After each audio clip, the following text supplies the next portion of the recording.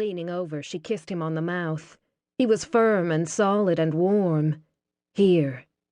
I have to go get help, she said against his lips. I'll be right back. Just be still and keep your arm down like I've tied it, okay? She searched his face, stifling a panicked gasp when his eyes drifted shut again.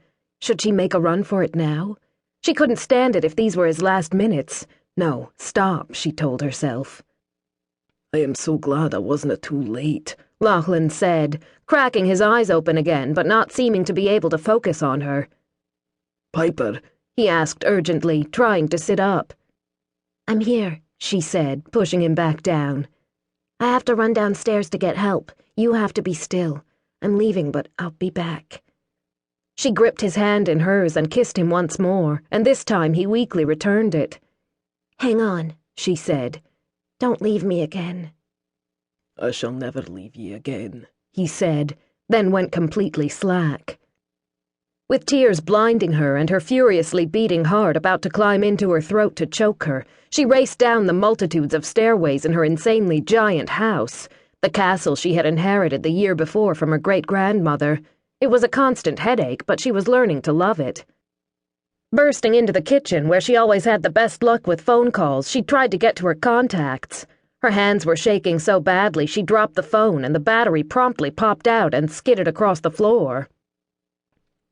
With a scream of frustration, she dove after it and tried to steady herself while her phone restarted. She had to calm down. She wasn't helping Lachlan by being a basket case. Lachlan. He was back. Why was he back? Her head started to spin, and along with her racing heart and shaking hands, she had to force herself to stop asking questions. The whys and wherefores could wait. Dr. Stone? Piper said when the doctor from the neighboring village answered his personal number, sounding groggy. She glanced at the kitchen clock. It was rather late, and she grimaced. It's Piper Sinclair, from the Glen place? She couldn't make herself say Castle Glen. She would never be used to it.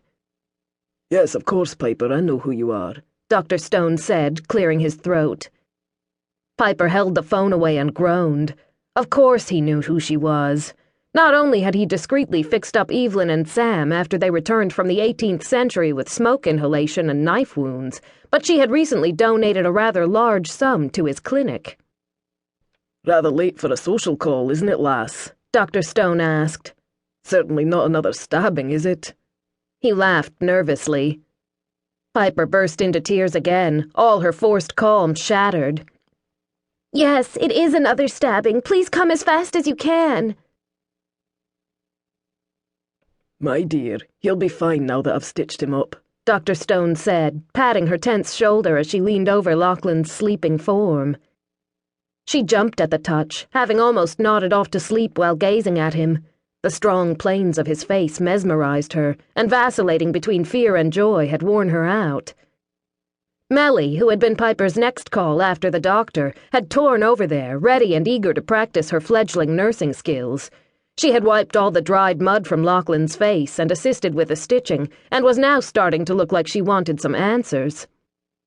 Both of you girls should get some rest, or at the least some tea, Dr. Stone said. Oh my goodness, I'm so sorry. Can I offer you something? Piper looked from the doctor to Melly.